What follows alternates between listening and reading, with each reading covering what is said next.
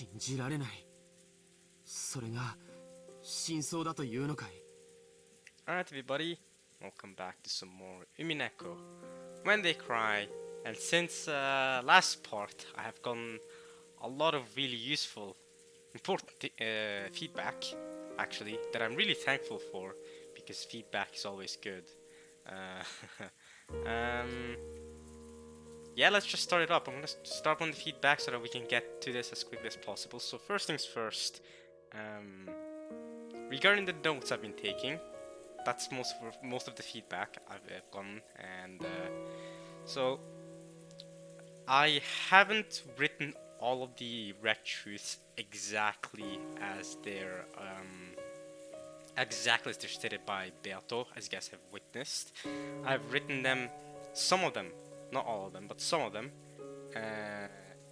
in my own wordings sometimes, because I thought these are just because I thought I was going the extra step to actually write them down. I didn't think that them being exactly worded as how they've been said in the visual novel would be that important, that specific.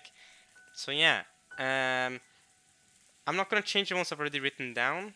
I do think I have been pretty specific regarding the ones I have already written down. I mean, as in, I've written down most of them exactly how they've been told, but some of them I have given my own spin. So I won't go back to change the ones I've already given my own spin on.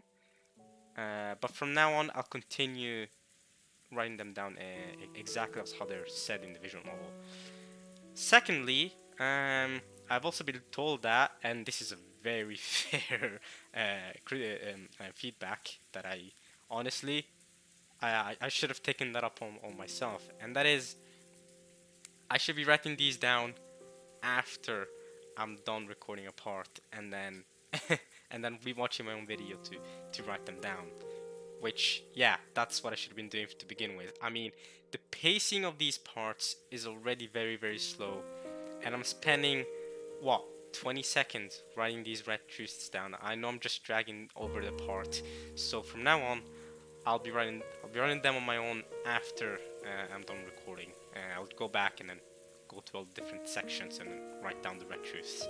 I think they'll be the best, because like I said, I'm already going through this visual novel at a pretty slow pace, I'm sure. I mean, I don't actually know how slow I'm going, but I know I'm going slow because I like experiencing stories slow to grab everything in.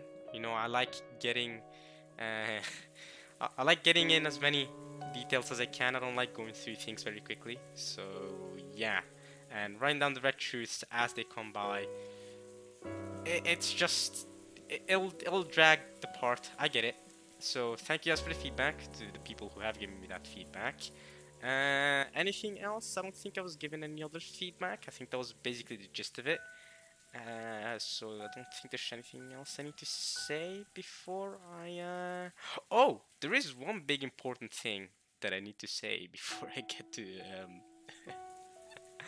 well, it's not that important, but it kind of is. So apparently, according to a comment I got, there's a Umineko fighting game. There's an Umineko fighting game. When I first heard that, that was amazing. That was crazy. Okay, I mean, that sounds sick. I don't know how it would even work, because, well, the real fighting we've seen is with people using the magic swords, right? So maybe some of that is involved. Of course, I haven't looked it up for obvious spoiler reasons, but apparently there is. So I'm hoping that it's in a console that is accessible for me for the most part, because I am definitely buying that. Once I'm done with the visual novel, definitely buying that and playing some of that. I'm not the biggest fighting game fan, but you know, I can be down to dabble every so often. You know what I mean? I mean, I've played some. I've played some. Does Smash count as a fighting game? Maybe not. But I've played some Ninja Storm 4. When I was a kid, I also used to play stuff like Dragon Ball fighting games. Those are always fun. So, but I'm not great at fighting games. Actually, I'm actually really bad. But definitely, I'm getting that and probably making some videos on it too if I manage to. Well, if it's accessible for me, I don't really know. I mean, Umineko is an old visual, well, relatively old visual novel in the sense that this fighting game may have been released on the PS3, for example. It may not be available on the PS4 or the PS5, so I don't really know how that works. If it's on Steam or something, then of course I won't be able to get it because you know I'm barely even able to record this. How do you think I'll be able to play a fighting game? Definitely won't be able to on this setup. So yeah, that sounds exciting as hell. Um, but that's way ahead into the future because that will be after I'm done with episode 8. I think there's 8 total episodes, and we're not even done with 2, and it's taken us so long to just finish these 2 episodes. Because, like I said, I'm dragging the parts, and part of that, yeah, is because I'm writing down the red truth. So let's just stop doing that from now on. But yeah, it's gonna take us a while to finish. But however long it takes, who knows? It could take. Who knows? Who knows? I mean, how long is it taking me to finish 2 episodes? Like, 5 months? So we're gonna be here for years, maybe? And then I highly doubt I'll be done with this visual novel by the end of 2022. I can tell you guys this much. But maybe if we do good enough, we might be done with it next year. Who knows? Who knows how fast we can go? We are on. I think this is part number 40 now on episode 2. I don't know how many parts episode 1 was, but I think it was around 30-40 parts that as well, right?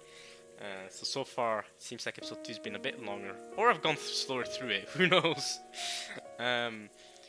So 30-40 parts, if assuming I upload daily, that's over a month, right?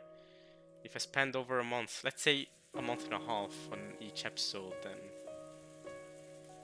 yeah, maybe we'll be done in a year from now. Who knows? Who knows? Who knows? But yeah, I'm gonna keep it going. Thank you guys for the feedback, by the way. Keep giving me feedback. Very helpful, so that I know how to do these parts as well as good as possible, and so that the experience can be as good as possible. Of course, I'll listen to the feedback as much as I can. So I appreciate the feedback for sure. Yeah, keep it going. And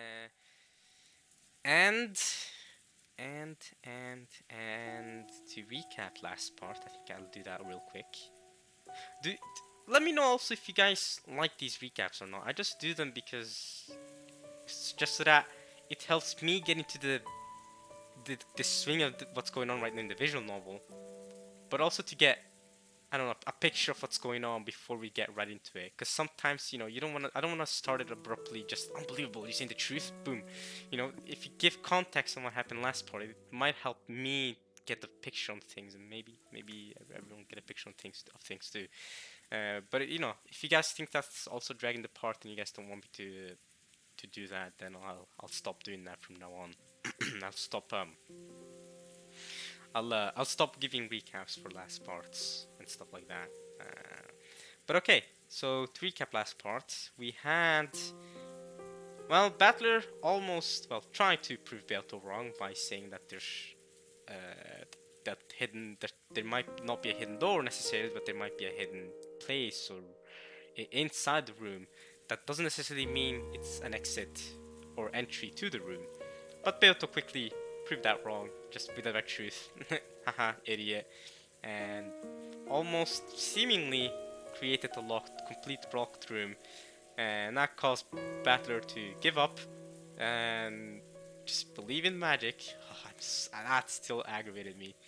She also called him incompetent in red, so that's a red truth. That is, what a moment that was. What a moment that was. She called him incompetent in red, and then she laughed in red. And she also said that she'd make him furniture in red, and that she would make him her plaything, I think. Something. Wait, I'm gonna go back to my own red truths here. Come on, Ushiruma Battler, kneel. That was said in red, so Battler is kneeling. Will kneel. That's the truth. If you accept Beato, all of the riddles will be resolved, and any locked room can be destroyed with Beato's power, basically. and she'll make Battler her favorite piece of furniture. She'll love him like a toy until he turns into ashes. Ha ha ha ha ha ha hee hee ha. That's all red truth. All of that is a red truth. So I don't really know. And then there was a little moment between Battler and Maria, which I thought was really adorable, where she hugged him. Well, he started hugging her, but then he believed in Beato and witches and magic, and then she was like, "It's fine. It took you some time, but now you've joined our side." Rosa seemingly still doesn't believe in Beato, even though she saw her. At least she saw her human form and her doing magic. So Rosa still thinks it's the furniture and that they're untrustworthy. And yeah, and Battler couldn't believe it because Battler didn't. He's crazy about it, right? He didn't want Rosa to act like that. So Beato said, "Yeah, I'll go to Rosa and tell her that there's only 5 servant keys and that and stuff like that. But he'd have to strip naked and kiss her shoes." So there's that. We don't know how that ended. We don't know if Battler actually kissed her shoes or not. Although she did say that he will kneel in red. So that will happen, or at least it has happened. It's a red truth, so Battler kneels. God damn it, I hate that. And yeah, now we've split up George and the rest of the servants into the kitchen. Well, the rest of the servants are still alive in the kitchen, and me, Maria, and Rosa have gone back to the parlor, and that's where we've left off. All right, let's go. はい。私たちは見たままのことをお話ししています。 So we're talking about the incident with fake Canon, Minion Canon. Should I call him fake Canon or Minion Canon? Because I don't. He's kind of both, so I'm gonna call him fake Minion Canon.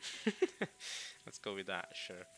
Until we know what the actual truth of Canon is, we'll go with that. George folded his arms and started humming again. And the kitchen was once again absorbed by a long silence. ジョージ様がにわかには信じられない気持ちも私はよくわかります。何しろこの目で確かに見たはずの私ですらあれが何だったのかわからなくなる。 After all, even though I'm sure I saw it with my own eyes, I still don't know what it was I saw. 私は確かに見た。そして取っ組み合いまでしたはずなんです。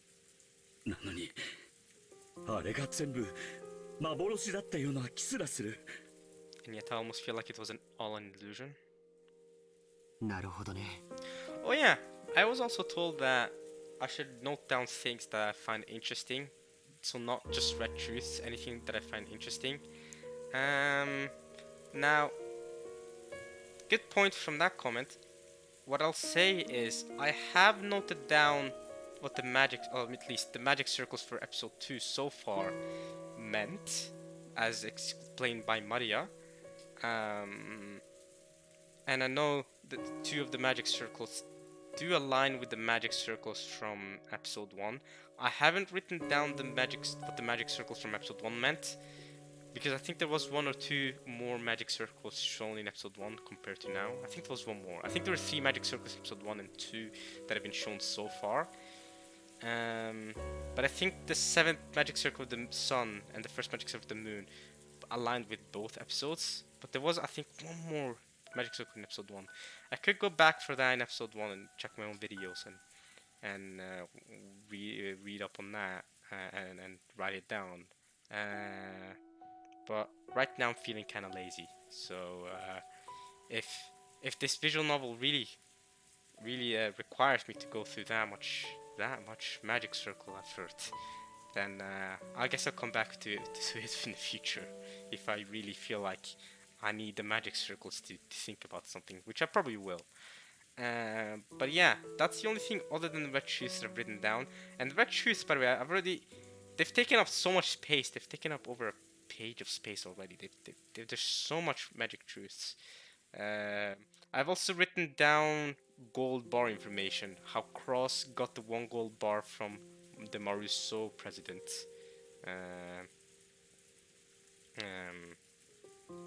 And how the chapel, they found 3 gold bars in the chapel. So I've written down that, but other than that, I haven't written anything down. So I will write down any small, like anything that I could maybe forget that it could be important. But I'm not. I don't know. I don't really know. Again, I'm glad that you guys are giving me this feedback because I've never done this before, where I've actually taken notes of things in a story. This is so unusual for me. So you guys giving me feedback is really helping me out here. Of course, if I was reading this on my own, I never would have even thought about writing down the red truths, right? It's because you guys have given me this feedback that has helped me out and made me think, okay, alright, I'll do this and do that. Alright, and it's working.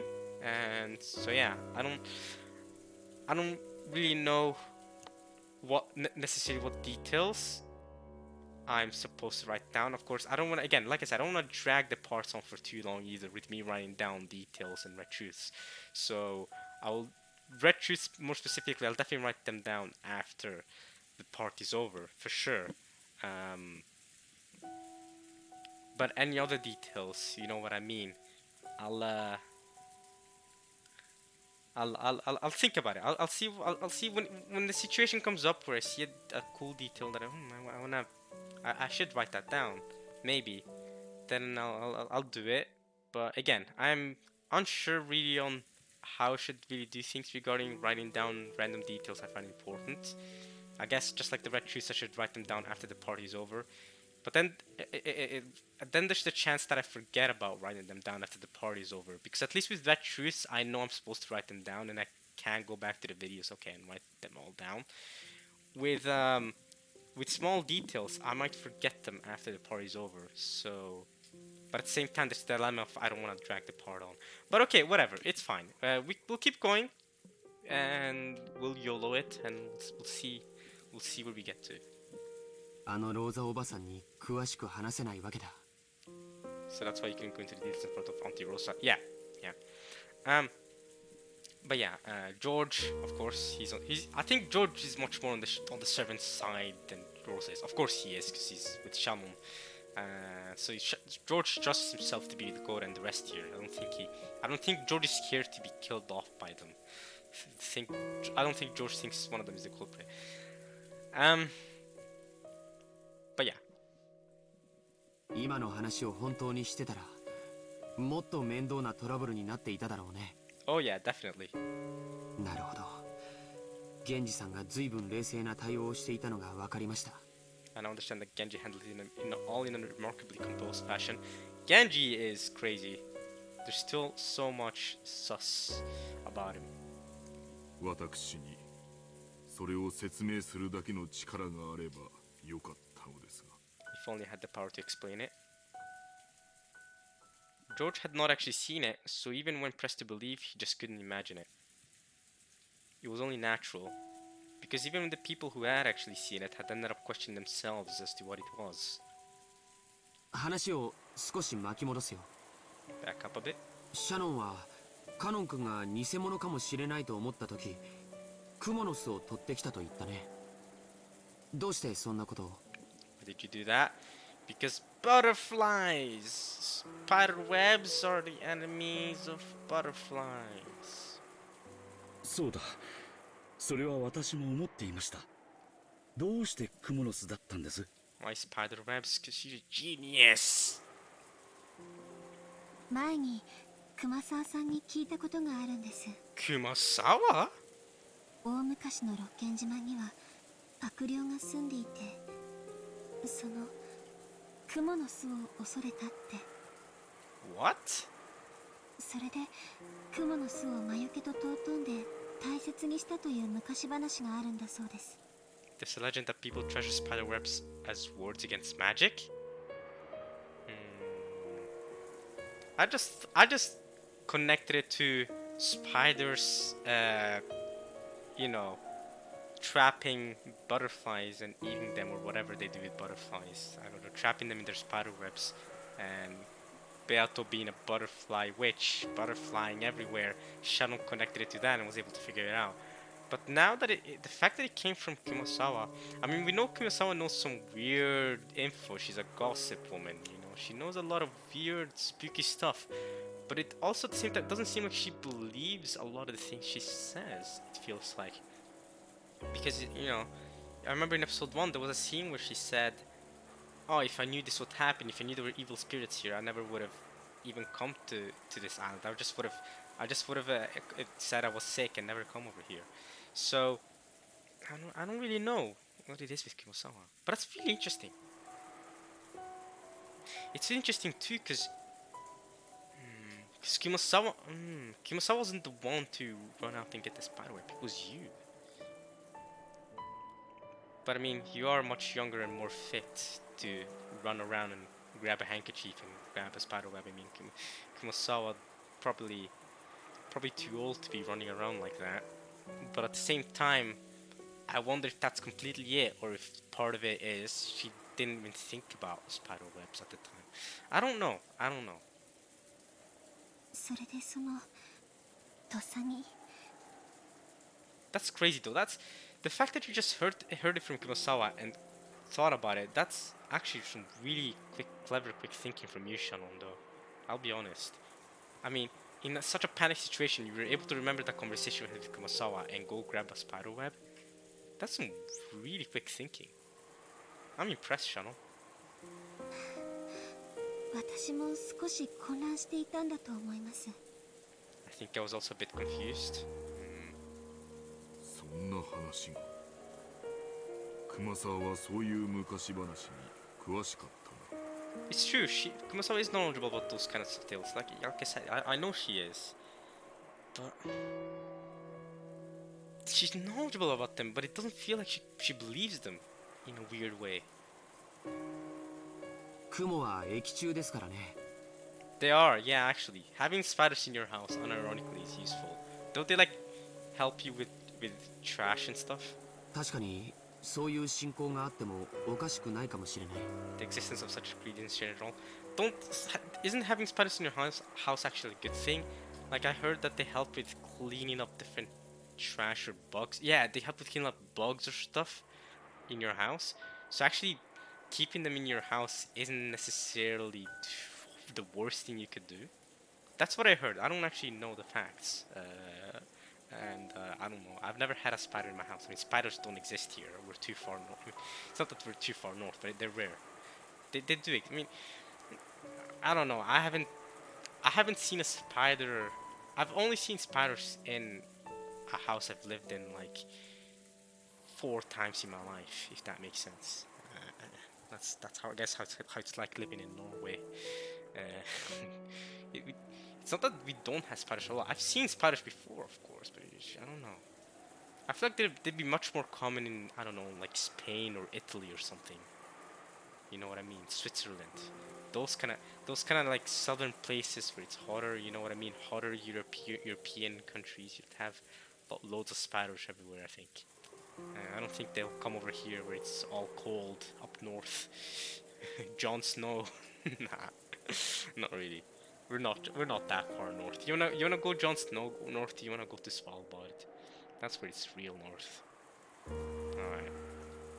Anyway. きっとその悪霊の力をあの鳥居の祠が封じ込めてたんだと思います。 The Tori Shrine is now getting connected. そして霊境が割られたのでその力が蘇って Okay. ベアトリーチェ様を蘇らせる力となってしまったに違いないのです。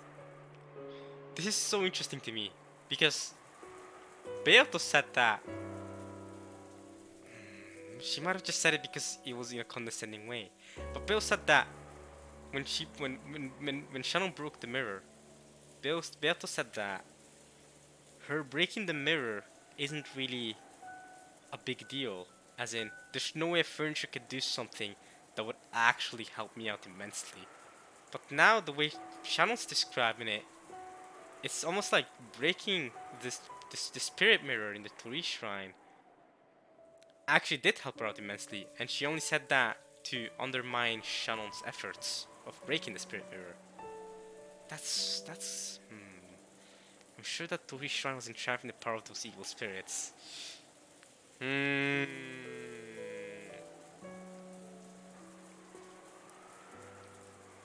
Yeah, and it does add up with what happened in episode 1 too. You know how in episode 1, the Tori Shrine, the Tori Shrine also wasn't there either. Right? When Battler mentioned it when they were in the boat ride. So, that might be why Beata was able to perform her acts in episode 1 as well, right? Her acts of the ritual acts. The Tori Shrine, we knew the Tori Shrine is connected in some way, but this is Shannon's theory.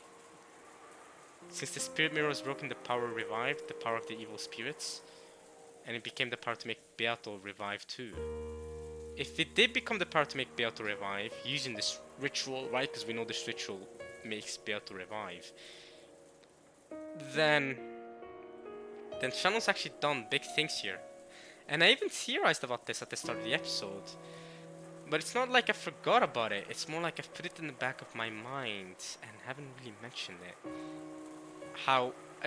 Yeah, I've mentioned it at the start of the episode, how Beato breaking that spirit mirror, no, Shannon, sorry, breaking that spirit mirror, might have been how Beato was able to perform the ritual, right? Now she's got more power to go into her human form and do this ritual. But I wasn't really too sure how true that was. Shannon saying it, of course, doesn't necessarily mean it's true either. But yeah, a lot of questions can be asked. But the reshrine, alright, that's definitely something we should not be forgetting. 私が心の弱かった私があんな大それたことをしなければ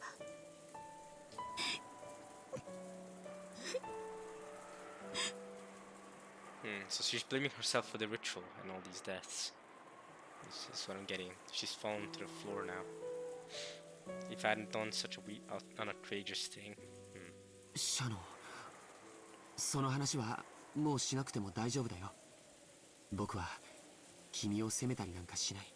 I don't blame you for that. Well, I wonder, George. I wonder if only you knew. I don't know. George, of course, doesn't know that her breaking that spirit mirror made it so that fate changed a bit, and she was able to go along with him in a relationship. I wonder. Since long ago, Shannon had often hinted at a certain occult aspect regarding how she had met George. Yeah, that's what I'm saying. Shannon breaking that spirit mirror was how she was able to get so close to George, right? It's almost like she changed fate. Beato even promised Shannon that she would never get along with George if she didn't break the spirit mirror. Or something like that. While he did lend an ear to her tales, George had always thought this was typical of a girl, associating love with fate, chance and miracles. George had thought that breaking the spirit mirror offered to the Tori Shrine was going a little too far, but he had forgiven her, laughing it off as just a little prank she had done because she had seriously desired a relationship with him. Just breaking a mirror in some musty shrine wouldn't change the fate of our meeting. Well, according to Beato at least, what you're saying is not true. And that would never cause any curse. I remember cheering her up, saying that it was only a musty mirror covered in dust. ベアトリーチェ様という霊のような存在がいるという話はこの島に勤めるようになってからたくさんの同僚に聞かされました。 Many of my coworkers told me of the existence of a spirit called Beatrice sama. 最初はバカバカしいと思っていましたが、それを批判するとなんだか不謹慎そうな空気があったもので、私も表向きは信じているように振る舞っていきました。しかしまさか本当に。 But it's astonishing she really... I wanna check on something. Let's see.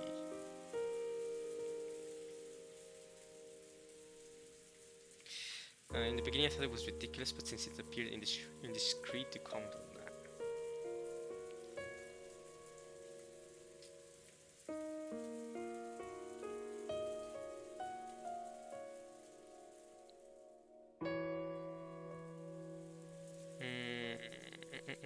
No. Alright, I'm okay. My bad. We're back in it now. Alright. いたんです。 Existed? Oh, are you turning to Maria now? She exists! ベアトリーチェ様はずっとこのお屋敷におられたんです。でもベアトリーチェ様は力を失っておられて、私たちの前に姿を現すことができなかったんです。 Right, so she had you break that mirror so that she could appear in human form? ずっといた。私たちが見えなかっただけなんです。 She did exist all along.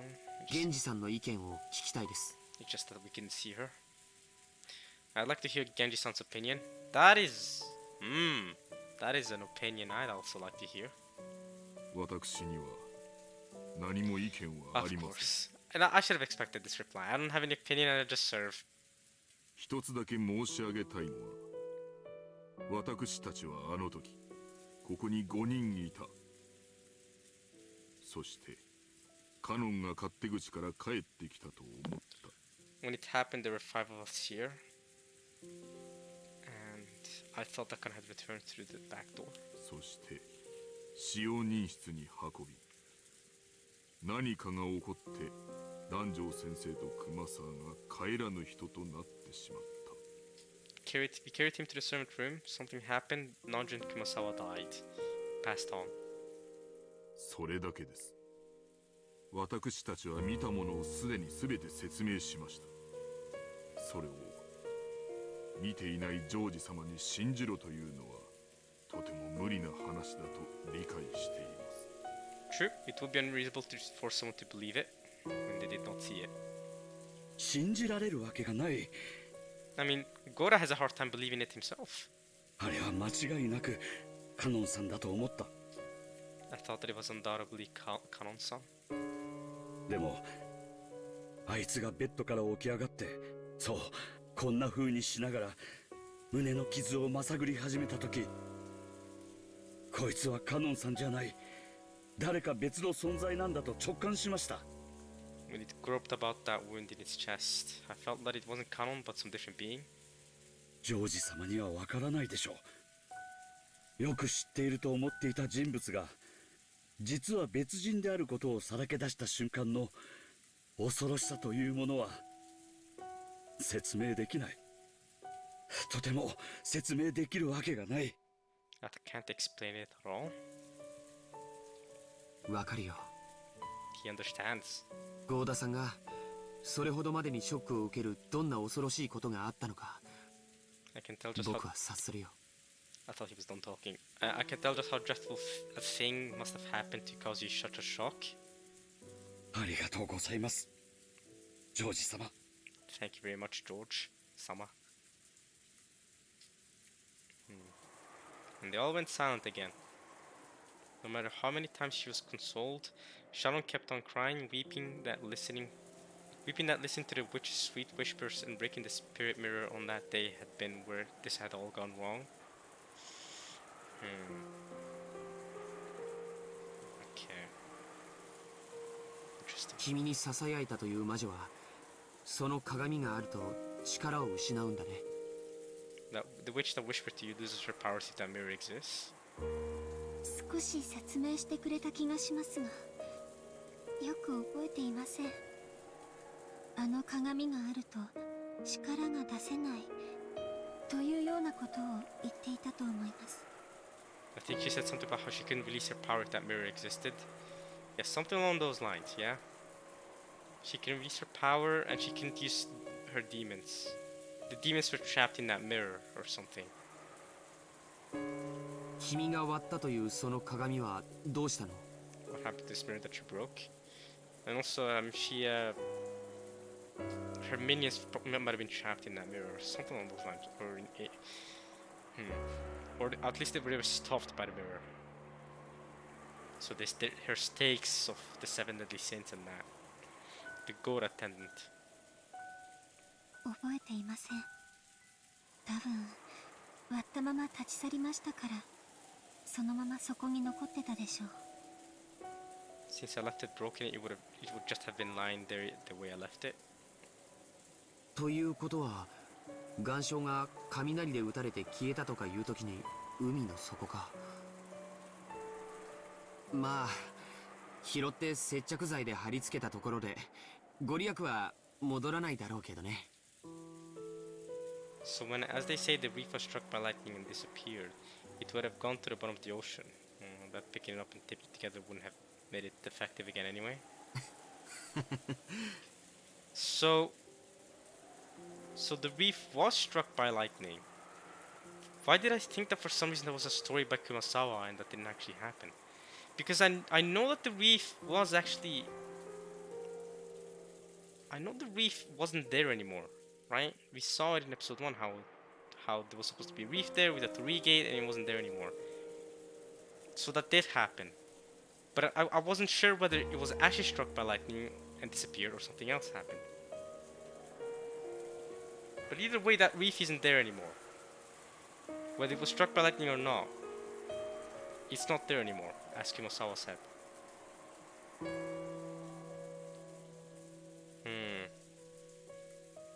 And again, she broke the mirror a long time ago. It's happened way before this ritual started, when she broke the mirror. So when, as they say, the reef struck by lightning and disappeared, would have gone to the bottom of the ocean. Okay. 私は本当になんてことを。 Truly, what have I done? ごめん失言したよ。 I shouldn't have said that.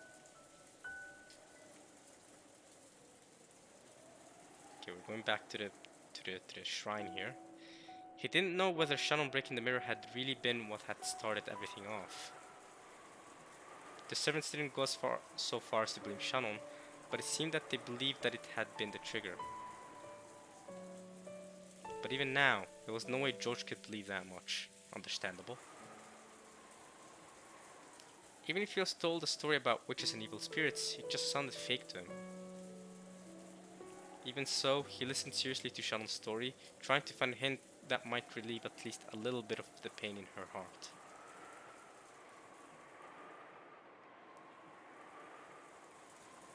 そういえばその鳥居にあったものとは違うでしょうが。 What do you mean? 奥様がお守りとして霊鏡をお持ちになっていると聞いたことがあります。 It is different from the one in that torii, but I've heard that Madame keeps a spirit mirror as charm? I know she received a charm from Jessica which she got from Mari in episode 1 that protected her to begin with. But what is this spirit mirror as a charm? What is this? Madame obviously Nazi. Yeah.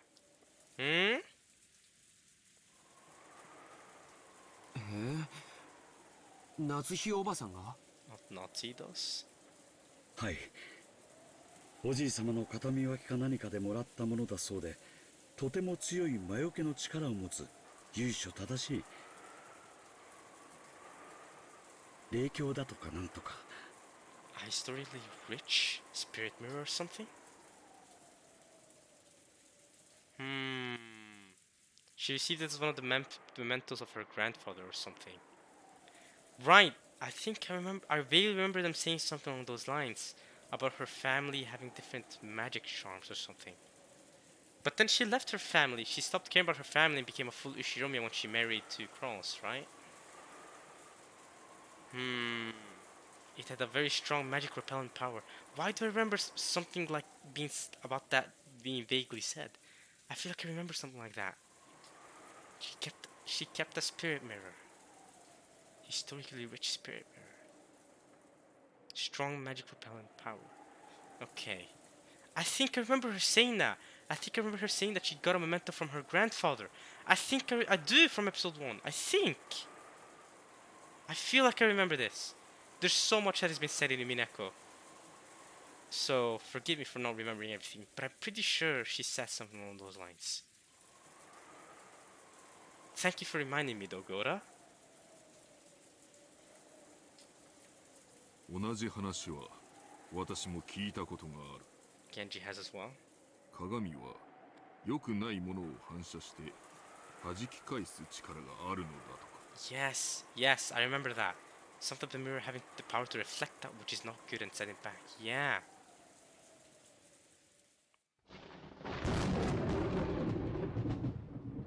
その霊鏡があれば魔女のベアトリーチェに対抗できるかな。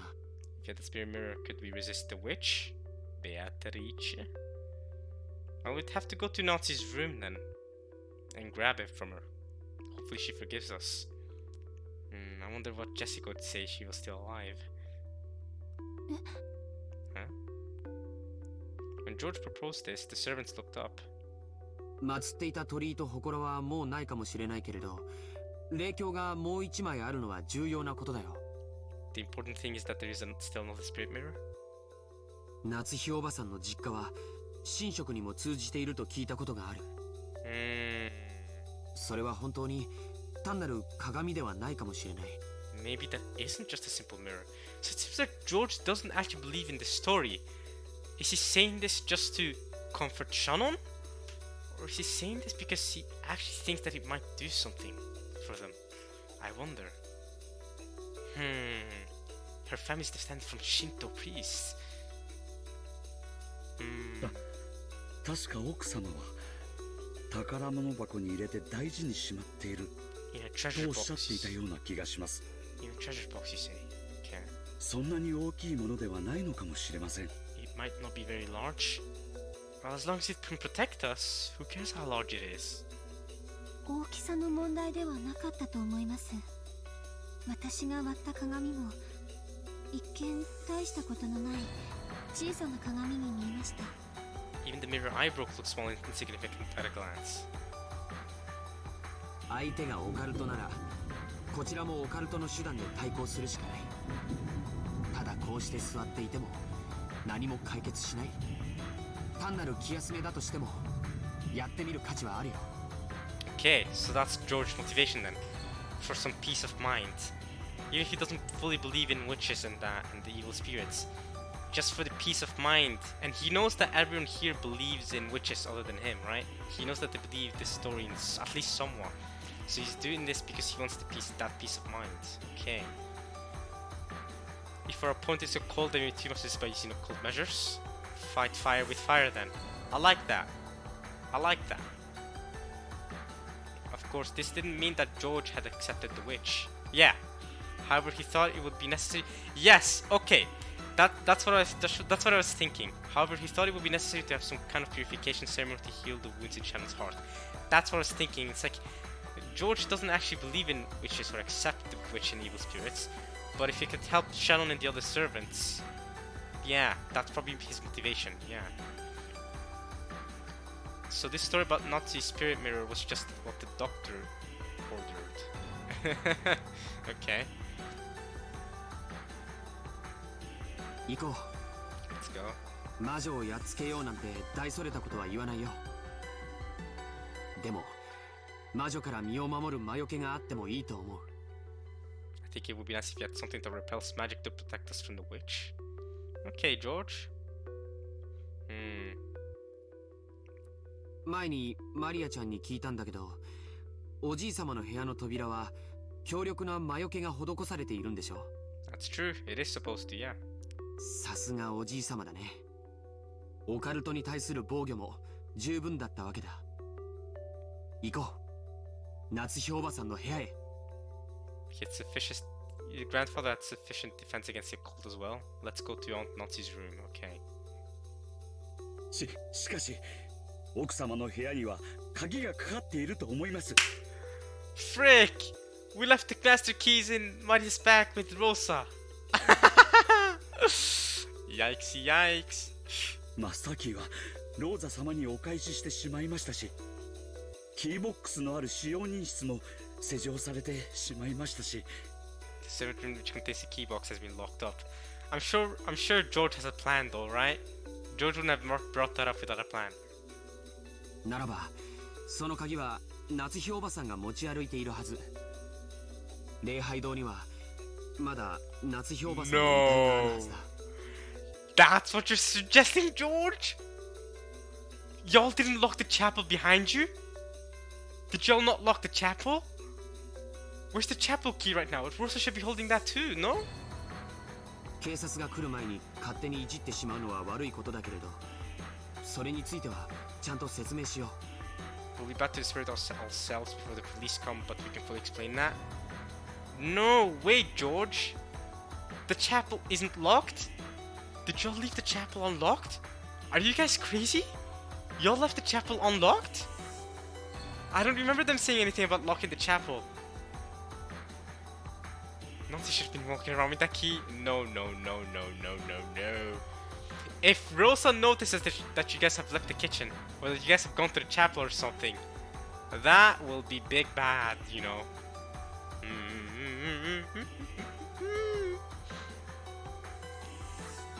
しかし礼拝堂の入り口も鍵がかけられております。 Unless George is saying to break the windows. So go ahead and the entrance to the chapel is also locked. Okay, so they did lock it, and the key is with Rosa, right? So last option is to break the windows, like Kanon actually mentioned back when he was alive and we were going to the chapel. Break the windows? How are we gonna explain that to the police? Yeah, we broke the window to go to a body to get a key from the body. ゴーダさんの腕力じゃガラス1枚割れないのかい？ So George is planning to break a glass window. Oh God, George. その辺の石で叩き割ればいい。 You could smash it with a rock from around there. Are you not strong enough to break a single glass window? Wow, George. 大切な礼拝堂の窓を破ってしまっても、よろしいのでしょうか。 Would it be okay to break the window of that important chapel? If it means survival, I think it would be. But also George is wild. This idea from George is wild, you know. おじいさまに怒られるときは僕が責任を持つよ。 Very mature. 僕はもともと今日後ろ宮家の全員と戦うつもりでいた。 Really? 君との婚約を許してもらうためにね。 Oh, that's what he meant. Okay, I was gonna say, what? だから元よりその覚悟はある。 Okay, so George was planning with the Shume family to be able to be engaged with her, so he's already prepared. ガラスを割ろう。 Let's break the glass. そして夏日おばさんの遺体から鍵を借りよう。 Then let's borrow the key from Natsu's body. Bro, if they go to the chapel and their bodies are not there anymore, holy crap. Or if they find Kumasawa and Nanjo's body there, perhaps even Kanon's body, that would be crazy. It seemed that George's claim that he would take responsibility had given the servants a great amount of courage. Shannon and Gora glanced at each other and then looked at Gora's face again. オカルトに詳しいおじいさまだもの。夏日おばさんの霊境の力だってきっと理解してくれる。大丈夫。怒られたりなんかしない。 Kinzo did also say that my children can do whatever they want to pass the time. It doesn't matter. The ritual will continue. It doesn't matter. The demon's roulette is rolling. A miracle will happen. They can goof around for all I care. That's what he said. So I think he'll allow it. 奥様の鏡で本当にベアトリーチェさんをもう一度封じることができるでしょうか。 I don't know about seal, but at least protect y'all. And also, wouldn't Beatrice have thought about that? Doesn't Beatrice also know about Madame's mirror? わからない。でも試す価値はあると思う。 I think it's worth trying. なら行こう。表はどんどん暗くなっちゃうよ。急ごう。 Let's hurry. シャノンは懐中電灯を、ゴーダさんはガラスを割れそうな道具を、ゲンジさんはすみません、傘の用意をお願いします。Genji, sorry, but could you get us some umbrellas? はい。 Everyone says yes. The servants who had been rejected by Rosa started to move once again, having gained a new master. George is the master! Woohoo! Let's go, George! George was normally calm and gentle, was now exuding a commanding presence. Alright, George! Shannon checked the emergency flashlight. Just in case, she changed the batteries. Nice, Shannon, nice. Gora was examining several heavy-looking cooking tools. Normally a self-respecting chef like himself wouldn't want to use them for anything other than their intended purpose. Yeah, now ain't the time, you know. But now he was frantic to fulfill the orders of the one he accepted as his master. After some deliberation, he took a large, weighty frying pan. Yes, that's the way to break mirrors. Frying pans. Weighty. Genji removed several umbrellas from the umbrella stand set in the corner near the back door of the kitchen. He took 3 of them. Why 3? Not 4? What are you doing? Why 3, Genji? What's that about? 源氏さん Genji? 私はご一緒できません。 Huh? ご用命の時に全員がいないようなことがあっては後ろ宮家使用人頭として恥ずかしいことです。 I mean, you have just confirmed either you or the other guys' death here. But you know what? I respect this. You may or may not die when we come back, Genji. But I respect it. I respect it. You're serving the Ishinomiya family till the very end, just like that. Nice. そんな源氏さん Now that's fair. If Rosa comes out to the kitchen and wants to give an order, if there's no servant there, that would be incredibly disrespectful from a servant standpoint. I see it. Of course, Rosa has disrespected them much more than enough. But Genji's still loyal, man. He's been working here for several decades. This isn't the time he'll stop. 今のこの屋敷で一人でいることがどれだけ危険かあなたもわかるでしょう Even you should understand how dangerous it would be to be alone in this mansion now. Nah, that's Genji. Genji ain't like that. 私はいいけど親方様からいつお呼び出しがあってもいい I must stay here so the master ここに can いなくてはならない can't call me at any time. Like I said, this man, Genji, takes some long pauses in his sentences. 源氏様 Genji. 行ってジョージ様にお仕えするようにくれぐれも粗相のないようどうだ手本となるようよろしく頼む Gora, I'm counting on you to be an example. Don't make any blunders. はいお任せください Leave it to me. 必ずやお役目を果たします I'll surely fulfill my duty. 本当にいいんですね源氏さん Is this really alright, Genji? はい私はもうこの年です I'm already old. If I die, then today's the day. 今日までの人生は全て親方様に受けたご恩をお返しするための日々でした Okay, I was waiting just in case he took another long pause in his sentence. All the days of my life until now have been in repayment for the master's favor. このような老いぼれがどうなろうと全てはルーレットの飯 All will be decided by the roulette. 私はどのような結果が出るのかをここに座って見届けたいと思います I think I would like to sit here and see what the result will be with my own eyes. As Genji said that, he sat down.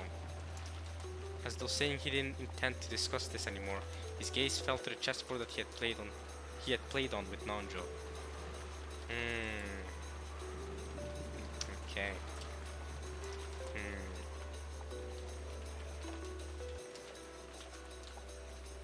Okay. When George saw this, he decided to leave Genji there. 行こうみんな今は少し風もおとなしいみたいだ。 Looks like the wind is a little softer right now. George took an umbrella and dashed out into the hallway, and Shannon and Gora chased after him, each holding a tool. Frying pan!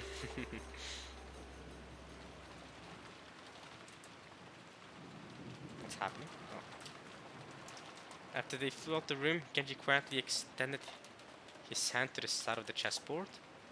What? What are you doing, Genji? What is this pose? What is this pose from you now? He softly pulled something that was there towards himself and hid it by covering it with his palm. Genji? Question mark? He pulled something that was there towards himself and hid it by covering his palm. What?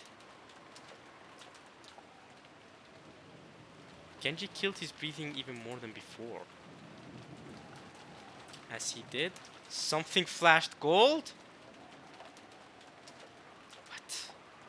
No way. Sup, Beato? From inside an ice pail set on the counter, a small gold butterfly appeared, softly and silently. Okay, time to... okay, let's see. I'm googling ice pail, by the way, because I don't know what that is. Faraday's ice pill experiment. Okay, that's what an ice pill is. Ah, yeah. Okay, yeah, I know what this is. What does this have to do with Faraday? Faraday, whatever. Ice pill experiment is a simple electrostatic experiment from the native. Why am I doing this? It's fine. Good job, Michael Faraday. Man is a great physician.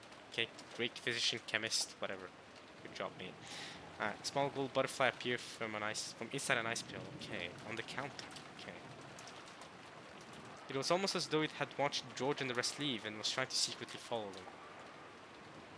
Wait, is Genji planning to throw another knife to stop the butterfly from chasing after them, from following them?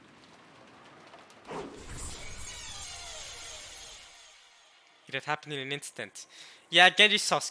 What is that about? He's got some whatever he grabbed from the counter. He saw the butterfly and threw something at the butterfly to kill it. Right? That's crazy, Genji. The gold butterfly, elegantly flapping its wings, was pinned against the wall by the knife Genji had thrown, just like a butterfly in a bug collection. Genji, you're crazy. What is the? Where did you get these knife skills? Nah, Genji, what the hell? Pinned to the wall. A gold butterfly. Just like a butterfly in a bug collection. Huh. After the gold butterfly beat its wing several times, looking like it was in pain, it accepted the fact that it couldn't break free, became fine gold powder and smoke, and disappeared as though dissolving into water. What the hell, man? What the hell, Genji?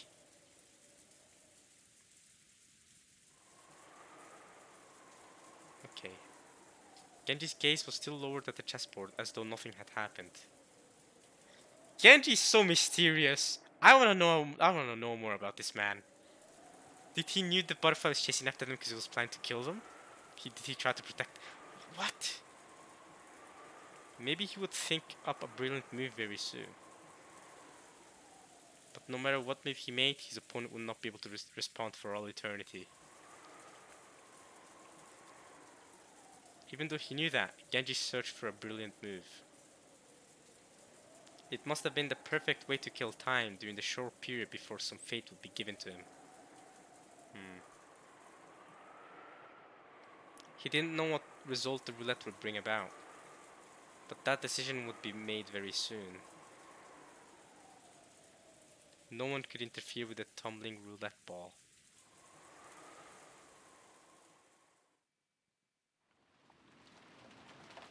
Parlor time? No? Oh, it is. I was right about that. The door to the parlor was not only locked, but blocked with a barricade made of sofas and the like. Nice. Is it time to end the part? Have I been recording for an hour? I don't think I have I been recording for an hour? This would be a good spot to end it, but I don't know how long I've been recording for actually. You know what, we'll record for a bit longer. You guys deserve this. We'll record for a bit longer. It's fine. It's the 40th part, right? We can keep going. So Auntie Rosa seemed to suspect that if a suspicious person appeared, it would be by breaking the window. So she was prepared to shoot one of the windows if someone comes in. Sitting on a one-person sofa, her back to the door, she continued to hold onto her gun.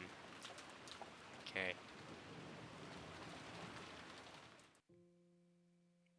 I didn't know what was what anymore, and so my body and my mind worn out. I was just playing with Maria however she wanted. God damn it, Battler. It sucks to see you like this. It sucks to see George taking so much command. And just, I mean, I'm glad George is doing that too, even though I do think George is sus. But it sucks to see George doing all this and you just here with Maria. It's just, man.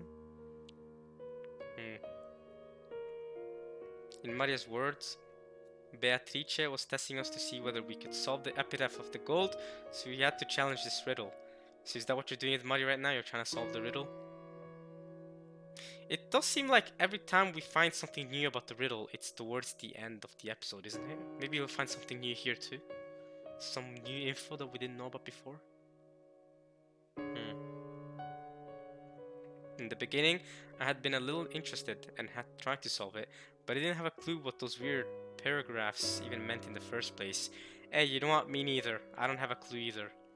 I need more hints. Or I guess I'm just too dumb. I didn't doubt that there was some riddle hidden there, but I couldn't imagine that I would solve it by chance.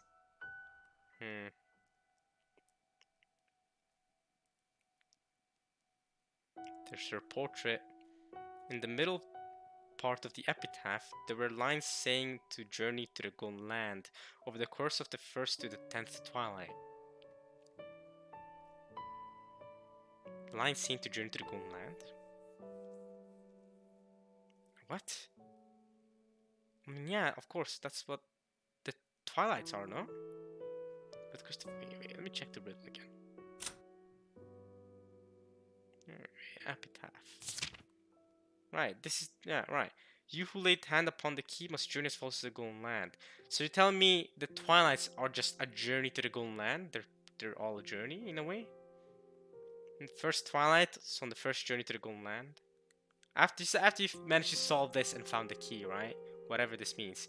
You found the key. You journey as far as to the Golden Land, and all these Twilights are the journeys. Sacrifice the 6 chosen by the key. Those who remain shall tear apart the 2 who are close.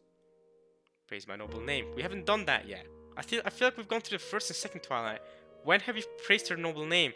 Or is that when Battler kneeled to her in Red Truth? That was a Red Truth, why he kneeled to her. Is that when he praised her noble name? But then there's gouge the head and kill, gouge the chest and kill, the stomach, the knee. Maybe the head is Kumasawa and Nanjo? Who the hell got in the head? And the chest is Kanon? How does that work? The stomach, the knee, the leg? The witch revives and none shall be left alive. The journey ends, right? So these 10 twilights are journeys. They're all like journey twilights, okay? And you reach them with the golden 10th twilight. The witch shall praise the wise and bestow 4 treasures. See, she praises the wise, but Battler isn't wise. He's incompetent. That is in red. So there's that. Bestow 4 treasures. The gold resurrects people's souls. The love they possessed. The witch to rest. Rest in peace, Beatrice, my beloved witch. Man! These are just her letters. Ugh. I hate this. I don't know. It's all... The Candyland, the beds are full.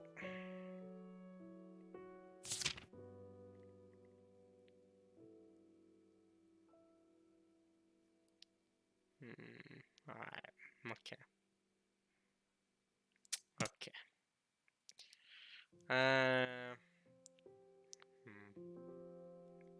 On the first twilight, sacrifice the 6 chosen by the key. On the second twilight, those who remain shall tear apart the 2 who are close. It was obvious that this hinted at the first 6 murders that had already occurred in the chapel and Jessica and Conan's murders. Yes, so when did we praise her noble name? If this was being followed, we would have to be prepared for yet 5 more people to be killed. And so far, 2 more have been killed, right? Yeah, 2 more have been killed. So 3 left? 3 left? Is that why the butterfly was going towards George, Shannon, and Gora? Because those were the 3 left? I don't know. On the 4th Twilight, gosh ahead and kill. You've just skipped the Twilight there. We haven't praised her noble name. Fricky, why did you skip the Twilight? On the 5th Twilight, gosh the chest and kill. On the 6th Twilight, gosh the stomach and kill. On the 7th Twilight, gosh the knee and kill. And on the 8th Twilight, gosh the leg and kill.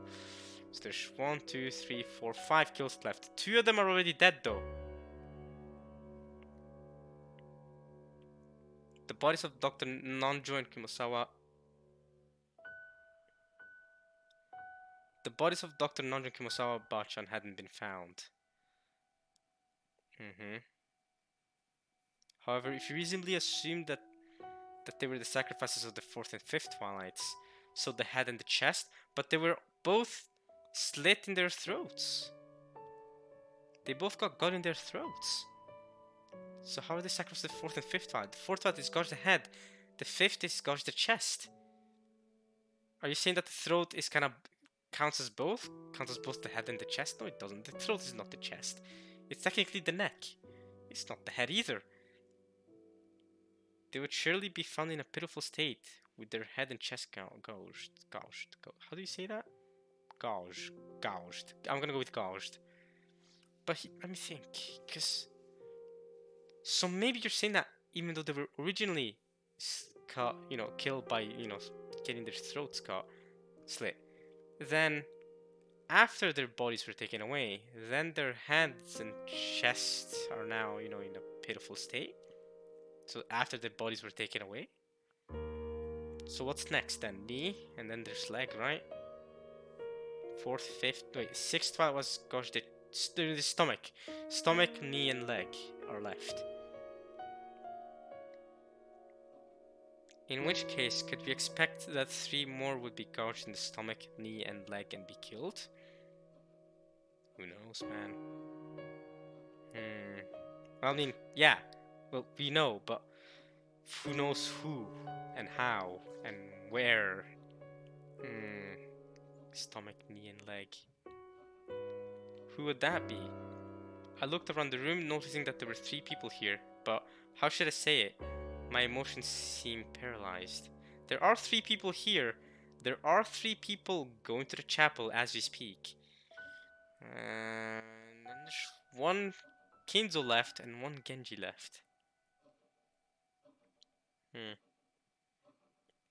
Strangely, I didn't find it terrifying.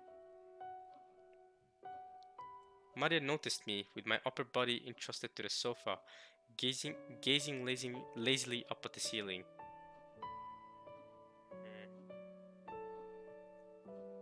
Apparently, she felt I was slacking off in my riddle solving.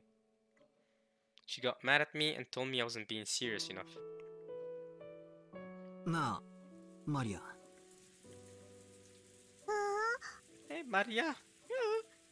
ベアトリーチェは確かこれを解いたらどうするって言ってたんだっけ What was it again that Beatrice said she would do if you solved this? She'd return the rights to the inheritance and give you the gold. And she would stop killing y'all. Basically. I was sure that the witch had written in her letter that she would give up on collecting the interest or something abstract like that.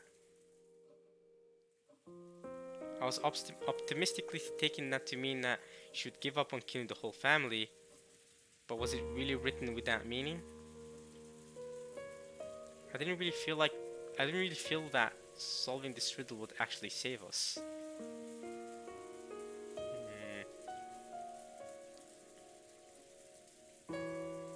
I thought that even if we did solve it, that would be doing just what the culprit wanted us to, and it would all be a wasted effort. See, yeah, that's a big thought, is that what if the culprit, the witch, whatever you want to call it, doesn't actually know the solution to the riddle, and it's just making us solve it for them. そんなことはない。この碑文が解けたら、ベ後の儀式はおしまいになる。だからもうそれ以上誰も死ななくなる。 If you solve the epitaph, the ritual will be over, so there won't be any need for more people to die. 本当にか？ Really now. そういうルールを奴が提示してるだけだろ。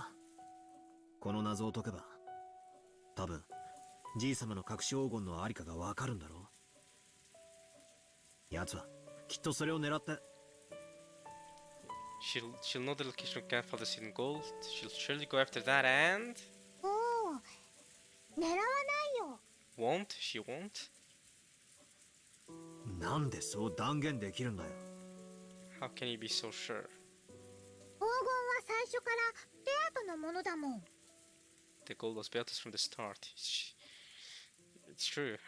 自分のものを狙ったりなんかしない。 She won't go after something that's hers. じゃあどうしてベアトは俺たちにこんな大ヒントを授けてくれたんだ？というかどうしてこんなゲームじみたことを仕掛けてきたんだ？ Why did she set up this whole game-like thing? Is it all really just for her entertainment? Was it all just for fun? Just to toy with us? 魔法にはリスクが必要なの。 Magic needs risk. リスク？ I see. Not like the board game, right? Not risk the board game. You mean risk. よく意味がわかんねえな。I get what she means, Packer. I get what she means. She's saying that she's risking her gold and the interest in the inheritance. She's risking all of that, and she's also risking stopping the ritual. But because she's doing that, she's able to garner that much more magic. All of it requires risk. 例えばマラソン。完走すれば誰でももらえるメダルと一番になった人しかもらえないメダルって同じ価値だと思う？ In a marathon, do you think that a medal that anyone can get by running the whole thing is worth the same as medal given only to the person who gets it first? Right. I mean, it's true. If people climb to the top of Mount Everest now, it'll be like, cool, you climbed to the top of Mount Everest. But is it the same as the first people who did it? I don't even know who the first people who did it were. Or I used to know. I forgot their names though. I think it was 2 people together. I think it was from New Zealand, right? Wasn't the first person to do it from New Zealand? First person to climb Mount Everest without oxygen. Oh, shut up. Edmund Hillary and Tenzing Norgay. So they're the first people to climb to the top, right? Yeah, they get so much more credit and fame for it, right? It's than the people who do it afterwards. So I guess it's the same thing with, let's say, going to the moon. Neil Armstrong, right? He gets the big credit for it. I don't think...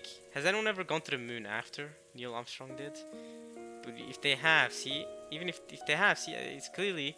I don't even know about it. So, you see how it doesn't... It's not that it doesn't matter, but it's a question of, is it the same worth? Does it get the same fame?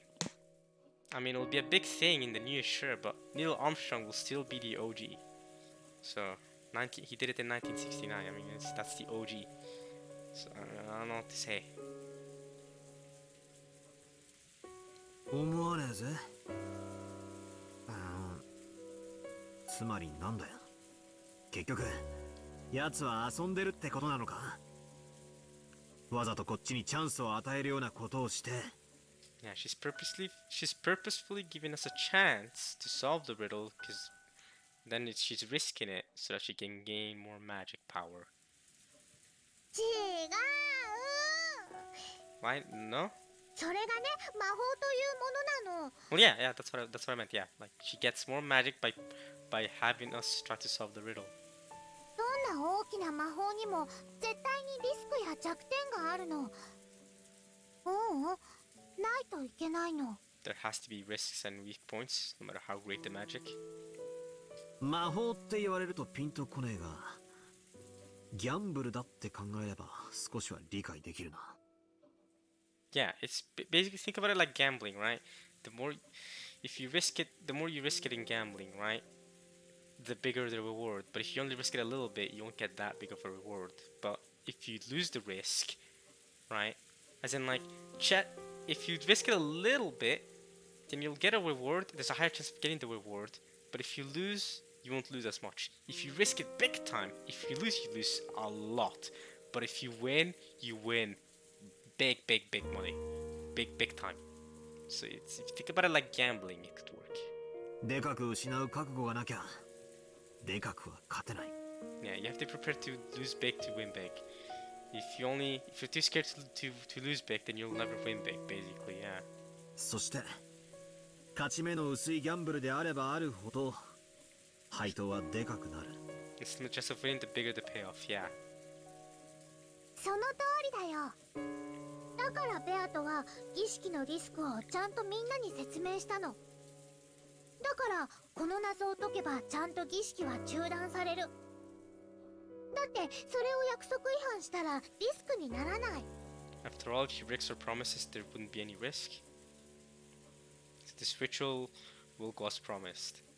これを解けば、奴は本当に約束を守るのか。If you solve this, will she really break her promise? 花は枯れるのにどうして美しいの？ Why are flowers beautiful even though they wither? 造花は見分けがつかないほど精巧でもどうして美しくないの？ Why is it that an artificial flower isn't beautiful even if it's so elaborate you can't tell the difference by looking? 人間は死を賭すから奇跡が起こせる。不死の人間がいたとしてその人物に何の奇跡も起こせる道理はない。私たちも人生も魔女も儀式も、私たちはリスクを負わなければ何も成し遂げられないの。You're saying that the flowers, even though they're withering, they're still beautiful because there's actually a risk of them withering, while artificial flowers have no risk because they're undying. I see what you mean. Rosa must be listening to us because she doesn't fully believe in witches, right? I mean, even though she saw Berto, she doesn't fully believe in witches, so she's probably listening in on us going, what the hell are these two kids, idiot kids, talking about? Just staring out the window, trying to figure out if the culprit is about to attack them. 謎が解けたらどうするんだ。ピンポーンって鳴らして挙手して、回答を魔女に伝えて答え合わせをするのか？ We solved the riddle. Boo boo! Hey, hey, we got it! Stop killing! Stop! Hey! Okay, well, she's gone off and killed George and Shannon and Gora. Well, no, that was unfortunate. Or is it maybe if he solved the riddle? But no, I feel like if he solved the riddle, we find the gold. If you find the gold, I don't know anymore, man. I don't know. ああ、それは知らない。 I don't know about that. We just solved the riddle. Who knows about that? I feel like if we solved the riddle, though, automatically Berto would somehow know that we did it. でも解けばきっと自動的に儀式は終わる。 But if you solve it, the ritual will surely end automatically. Like a switch. Like, you solve the riddle in your mind. Riddle's done. Ritual is over.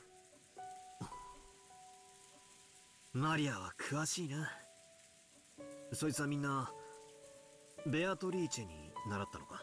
Did you learn all of that from Beatrice? Oh. Oh. Rosa? So, if you don't bear risk, nothing can be gained. That is doubtlessly the way of the world, but it was in conflict with the chessboard theory style of thinking that I liked. It was. It was indeed, because that means that people can think illogically. And that's honestly the biggest flaw of the chessboard theory, is it not? That's what Kiria said as well. That's a big flaw, is that the chessboard theory assumes that the other side is thinking in the most optimal way. But what if the other side isn't thinking of the most optimal way? What if they're thinking it is illogical? Then chessboard theory falls apart, because then you can't predict what they're thinking, right? And with this risk magic philosophy, then chessboard thinking won't help there, right? If you flip the chessboard, you go, oh, the next move of the opponent is to do this. But then if the next move of the opponent is to it wouldn't make sense in chessboard theory for someone to risk it all, right? It would make more sense in chessboard theory for someone to logically do the best move possible, right? Risking it all doesn't really make sense in chessboard thinking, and that is, yeah, by far the biggest flaw, right? A move in chess is always a search for the best play that minimizes the risk, exactly, and promises an advantageous turn of events. You don't trust your plays to chance like in gambling. That's right, there's no room for gambling in an intellectual game. And yet this person called Beatrice was carrying out such an outrageous crime, or maybe a ritual, while purposefully imposing conditions for her own loss and announcing them to us. In chess, you always play the best move, so by standing in your opponent's position, you can predict their next move.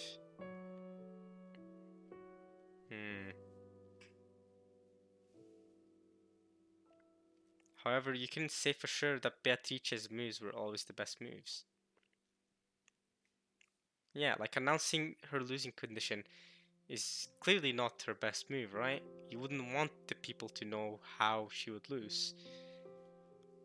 If you're thinking chessboard thinking. I thought she was probably making us focus on the epitaph as a smokescreen to mislead us about something. But Maria said that of all things was impossible. That of all things was impossible. She said that this was a genuine risk that the witch had taken, and therefore proved that this was a formal magic ritual. I can't understand this witch called Beatrice. She must be committing this chain of murders with some goal in mind. So why would she deliberately expose the conditions for her own defeat? No matter how I flip the chessboard and think from my opponent's perspective, I can't understand why she would give up if this riddle was solved. Isn't it almost as though Beatrice doesn't care whether she wins or loses? It's natural that chessboard reasoning wouldn't work if you play chess against an opponent like this. I don't understand. Understand. Dameda ze, zenzen dameda. What is Beatrice after that's making her commit this crime? If she just wants to massacre us all, she could just do it secretly, without this whole crazy setup. There was no need for that scrupulous advance notice, dramatic suggestions of locked rooms or anything.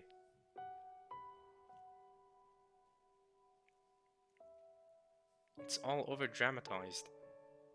I don't get the point at all.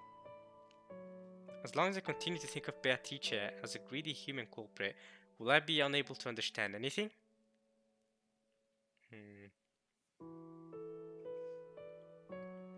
If I don't accept her as a witch, will I be unable to even set the pieces on the chessboard at all?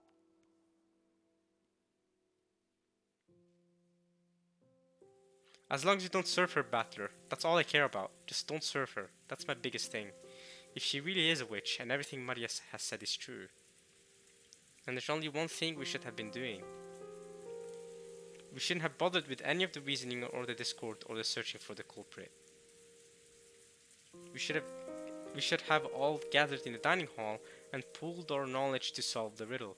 See, that's what Kinzo said you guys should do too. Well, he didn't say that's what you should do, but that's probably the best course of action is what he said. If you had pooled the knowledge of that many people, maybe we would have been able to at least grasp a thread of the answer. We greedy humans, desiring to gain something more than one another, never pooled our knowledge and were being offered up as sacrifices one by one.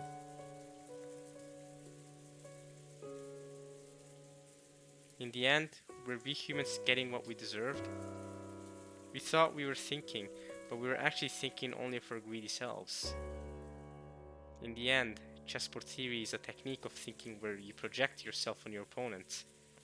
So greedy people look inside their opponents and see their greedy selves. Interesting.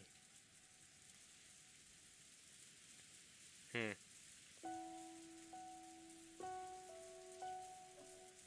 I looked vaguely at Auntie Rosa.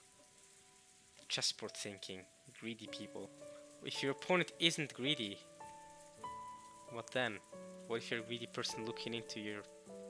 projecting yourself into another person, but that other person isn't greedy like you? She was probably tired from being under all this tension the whole time.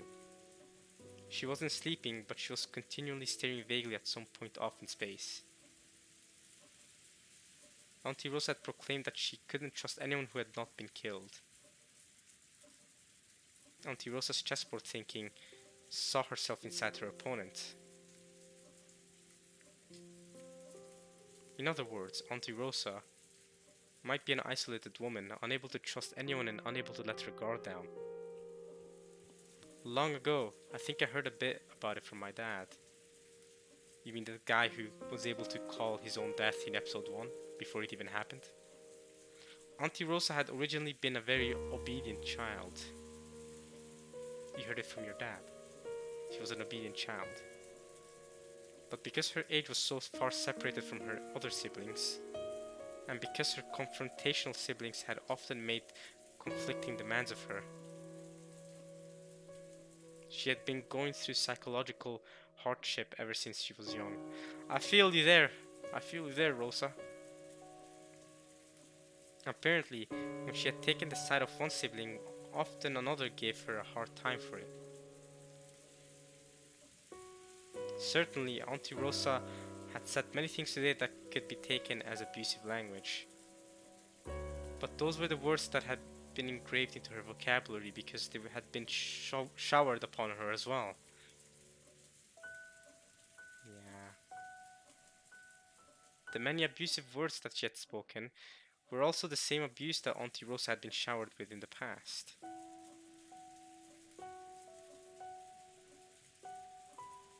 Now that I think about it, I have the feeling that her style of speech today has had occasional traces of Uncle Cross and Auntie Eva in it.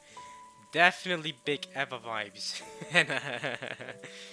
But yeah, Uncle Cross too. Yeah, I heard Eva in her too.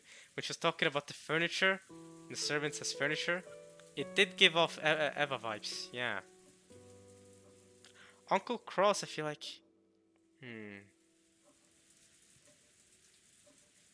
I feel like she also gave off Nazi vibes though. Although that could be just because I'm connecting her to Nazi in episode 1 and Nazi being the only one left alive in episode 1 as well. But she gave me more Cross's wife vibes than Cross himself. And no, it has nothing to do with gender. I think it's more about the situation Nazis put in episode 1. So I think it was a mix between Eva vibes and Nazi vibes I got from Rosa. But okay. Oh man, I love Rosa so much. Alright. I just assumed the similarity came from being siblings, but maybe that wasn't the case.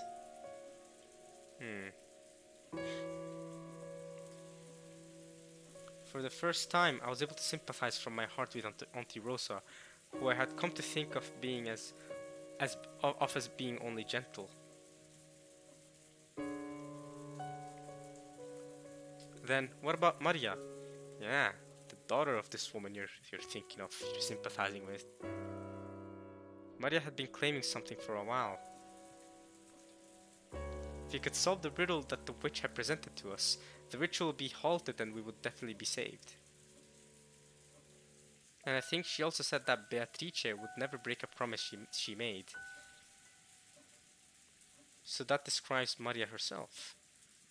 She's the one with the most innocent heart, who would never break a promise. So she believed that Beatrice wouldn't break a promise either. She could believe that.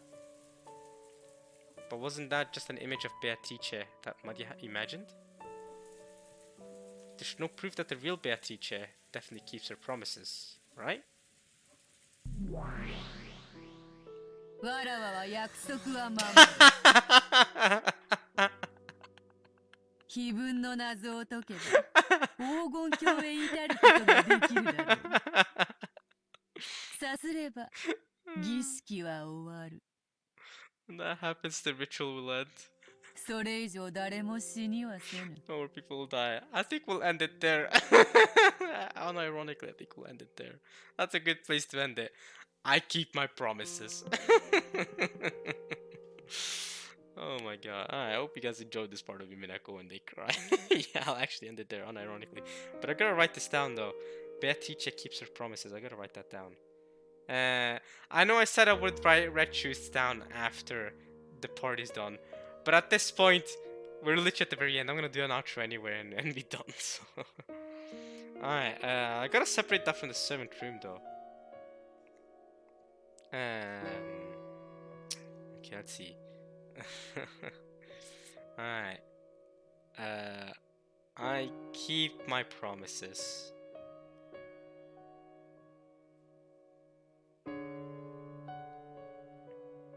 There we go, I've written that down. Alright, I hope you guys enjoyed this part of Umineko when they cry. I hope you guys at least enjoyed watching this as much as I enjoyed reading it. This part was very... It wasn't very dramatic, right? Even, I mean, other than the Genji throwing the knife at the butterfly, nothing really dramatic happened. It was more, how to put it, more thoughts part, really, right? With Shannon talking about the shrine, and then of course Gora and Genji bringing up the Nazi's mirror and how it was given to her by her family and how it's supposed to repel bad things back. And again, I remember it being mentioned before as well. And yeah, how her family is a descendant of Shinto priests. And yeah, there's a lot to think about there, and how, yeah, breaking the mirror, Shannon breaking the mirror caused the entire ritual to happen, because that's how Beato got her powers. Stuff like that. And yeah, of course, George then commanding the others to go to the chapel and trying to break with the window to get in to get the key. Again, so I guess that is a dramatic thing that happened, but yeah, again, but unlike last part, it wasn't super dramatic in the sense that people are arguing big time, or it was a lot of screaming or a lot of whoa going on, or Beato popping up and telling me I'm incompetent. None of that this part. And yeah, at the end here, a lot of Batter and Maria talking about this whole epitaph thing, as does happen every so often. But yeah, Beato keeps her promises. No more people will die. If you solve the riddle, you'll reach the Golden Land. That is, I think, a good place to end it. I hope you guys enjoyed this. I'll see you guys next time for more Umineko when they cry. Alright, y'all. Peace.